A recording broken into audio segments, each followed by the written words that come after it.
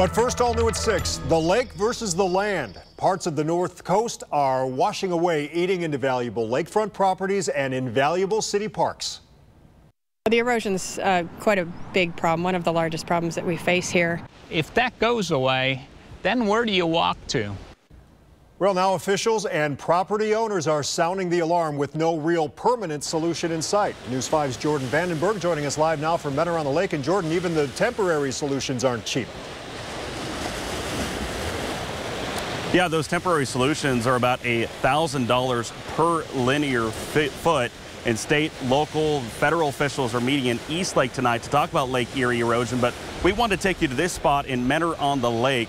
The city actually had to close this beach access area a couple years ago because simply there's not much beach left. At Overlook Beach Park, on a single bench, John Mate couldn't feel closer. I love the water. Charges my battery for some reason. To the water. And his father. He'd come over most days and sit here with his binoculars. For him, this spot overlooking Lake Erie is home. It was just fun. It's access to the water, hanging out here. It's just a good place to, it was a good place to grow up in Mentor on the Lake. But Mentor on the Lake is slowly becoming Mentor in the lake. The once pristine Overlook Beach is gone, the stairway closed. The sandy shoreline that's home to so many is also disappearing. It's lost a lot of land over the years. Like the waves that cause it, the erosion is unrelenting. If this all keeps eroding away and goes away and nothing's done to protect it and even make it better, if that goes away, then where do you walk to? That's the worry and the purpose of a meeting between homeowners, local, state, and federal officials. But the solutions are temporary and cost prohibitive. And for the length of the park, we were looking at just over $500,000, and that was to install armor stone and shore all of that up to try and mitigate any future loss. But the downside to that is we would lose the beach, which still doesn't provide beach access. It would just keep it from eroding even more.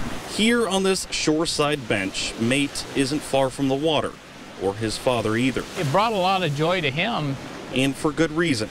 You see, decades ago, Mate's father donated the land that eventually became this city park, and he turned down thousands to do so. Till the day he died, he was a kid at heart, and I just think he had a big heart for the kids. The kids still come, and Mate can only hope that years from now, they'll still have something to come to. I think it's important. I think it's important to have something to go to. It's why we have parks and things like that in our country. At tonight's meeting, which begins in just a few minutes in East Lake, options for homeowners will be discussed, but many officials I talked to today warn and stress to people that there's really no simple solution and there's no quick fix. I actually just got done talking to a homeowner a few minutes ago. He's wrapping up stabilization of his lakefront property. It cost him over $100,000. Reporting live in Mentor on the Lake, Jordan Vandenberg, News 5.